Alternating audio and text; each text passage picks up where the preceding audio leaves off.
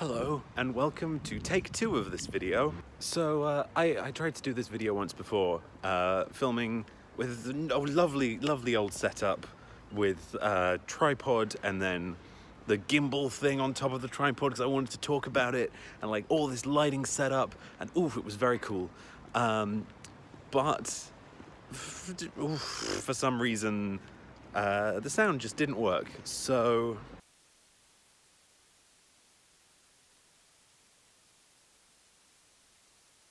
yeah, so I'm redoing this just with an iPhone. So I figured, because I made this thing and people seem to like it, I just have a little talk about it and some of the ideas that went into actually making this thing. I'm going to be doing this a little bit more, by the way, over on the Film Prompt Society channel. They are doing a live stream tonight. The day that I release this video, they're doing a live stream. Go subscribe, go watch it. So something that I was kind of trying with this little thing, it was about who you're with as an audience, what you know and how that lines up with what characters know, or the one character knows.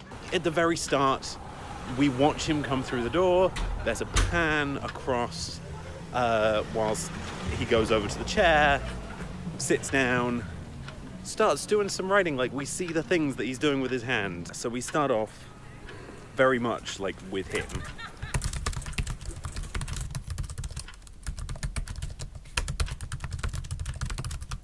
And that pan thing that happens after we've seen him sit down, after we've seen him come into the room, that pan, which a lot of people love just because it looks cool, and it does, but it serves a very clear purpose. The tilting makes you think, hang on a second, something's very not right here.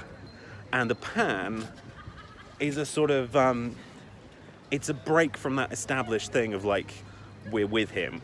Because now we're being told, don't look at him, look over here. And then the next few shots do that as well, showing the thing that he's not seeing, he's not hearing. Then cut to these 2 shots, the close-up and the wide, that sort of crossing the road without dying. Well, this is obviously just his attention has shifted. This one is another wide shot, which you might sort of think like, why not just use this wide here? But it's because the direction of his attention has essentially changed. Like, it's always kind of forwards. It's always like towards or away from the camera. Originally it's like away from the camera towards the computer. Now it's towards the camera, towards the door that he's looking at.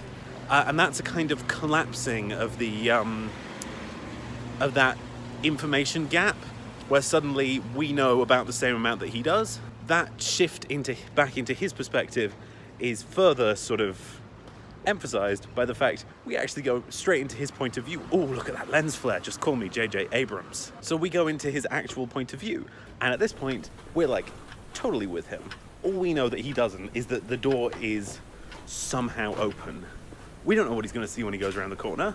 So we go around the corner, we see there's nothing there, and then he closes the door, and instead of going back into the room with him, we stay for a second